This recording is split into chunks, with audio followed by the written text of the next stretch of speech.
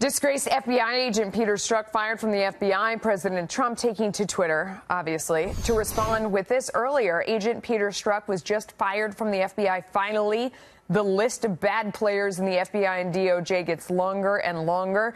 Based on the fact that Strzok was in charge of the witch hunt, will it be dropped? It is a total hoax, no collusion, no obstruction. I just fight back. Just fired Agent Strzok, formerly of the FBI, was in charge of the crooked Hillary Clinton sham investigation. It was a total fraud on the American public and should be properly redone. Boy, that's a mouthful. Here now to react is Tom Fitton, Judicial Watch president. He does kind of have a point, though, I have to say, in the idea that this guy who was fired is the one that wrote the memo that opened the whole Russia collusion investigation. And he obviously had a bit of an axe to grind. So what does this tell you? It tells you that the Mueller investigation is compromised. The whole Russia collusion theory is based on the work that Strzok was instrumental in doing for the FBI. He was the #2 counterintelligence official. He was running the Trump-Russia investigation. The IG report makes that clear.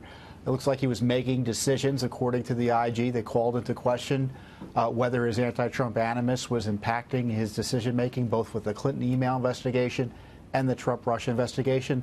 Look, if this was a straightforward criminal case that was being pursued by a prosecutor and you had a dirty cop like you have with Mr. Strzok, the case might be thrown out. And certainly you would be, the FBI and the Justice Department need to take a look at the way the Mueller operation has been using Strzok's evidence, material he gathered, and whether they've been appropriate in the use of that to target Mr. Trump.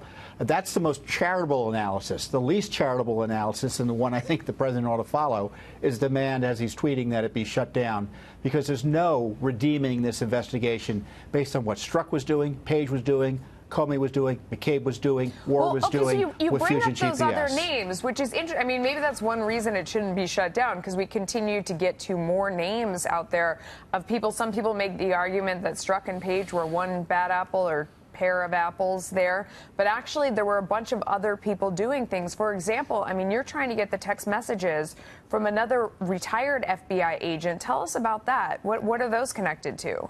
Well, we're suing on behalf of a retired FBI agent who had asked for text messages because he knows how the FBI operates, of Andrew McCabe, the fired #2, one of Strzok's key supervisors. Lisa Page worked for him.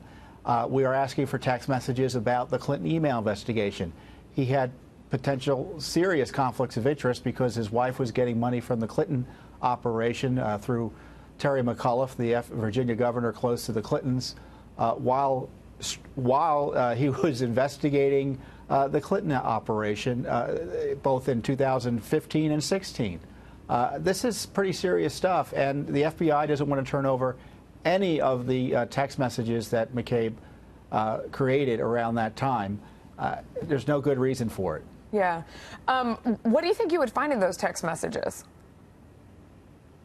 We're going to find what has been confirmed largely by the IG report, but the IG didn't want to go there, was that you had the FBI leadership interfering on behalf of Hillary Clinton to keep the investigation away from her and not serious enough to warrant indictments and prosecutions.